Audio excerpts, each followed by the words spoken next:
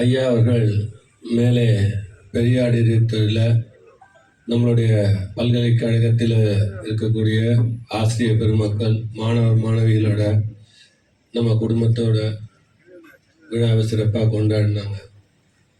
அதே நேரத்தில் நான் கேட்டேன் ஐயா கிட்ட, இந்த மாதிரி நம்ம இந்திய ஜனநாயக கட்சி சார்பாக ஒரு பெரிய விழா எடுக்கலான்னு சொன்னபோது அவர் சொன்ன வார்த்தை, எனக்கு இந்த டைம் நான் என் பேர குழந்தைகளோடு அவர்கள் வழிநடத்தல அவங்க கூட நான் விழா எடுக்கணும்னு ஆசைப்படுறேன்னு சொன்னார். எனக்கு உள்ளுக்குள்ள ஒரு சந்தேகம், சரி அதுக்கு இருக்க என்ன சம்பந்தம், மாலையில் கூட வச்சுக்கலாமே அப்படின்ற ஒரு அதனால் அப்படின்னு நான் நினச்சிட்டு இருந்தபோது அப்போ தான் அவர் விளக்கம் அளித்தார். கள்ளக்குறிச்சி நிகழ்ச்சி இருந்தது, அதன் காரணமாக அரசியல் ரீதியாக அது வேண்டான்னு ஐயா அவர்கள் முடிவெடுத்தார். அது மட்டும் இல்லை, அவர் எப்படி நினைப்பாரோ தெரியாது, நான் இது என் சொந்த கருத்தாக பதிவு பண்ணுறேன்.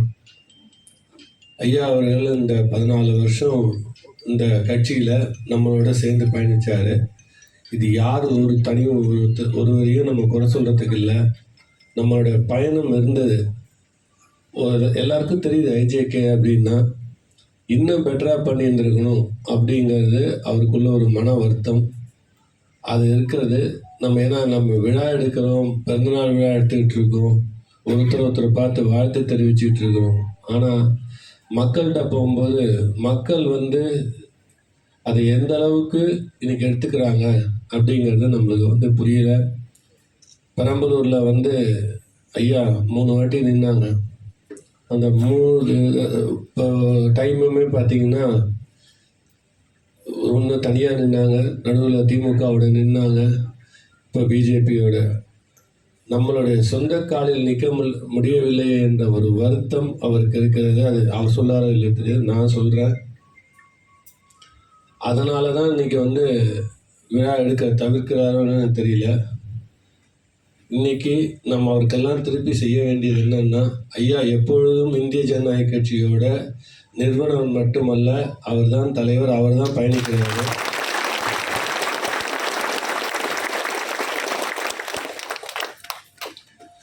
அவர் வழிகாட்டலில் நம்ம திருப்பியும் எழுவோம். அதாவது முன்னாடி என்ன விழுந்துட்டோன்னு நினைக்க வேண்டாம். கண்டிப்பாக அவர் துவங்கி இந்த கட்சியை அடுத்த லெவலுக்கு நம்ம சேர்ந்து கொண்டு போவோம்.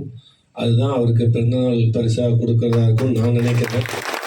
ஐயா ஆத்தூரில் அவர் மீட்டிங்கில் சொன்னார், கண்ணதாசன் பாட்டை உதாரணம் காட்டி என்றும் நான் பாட்டை உயிரோடு இருப்பேன்னு. அது மாதிரி ஐயாவுக்கு நம்மெல்லாம் என்றைக்குமே இந்த இந்திய ஜனநாயக கட்சி தமிழகத்துக்கு மட்டுமல்ல, இந்தியாவை நோக்கி பயணிக்கணும்.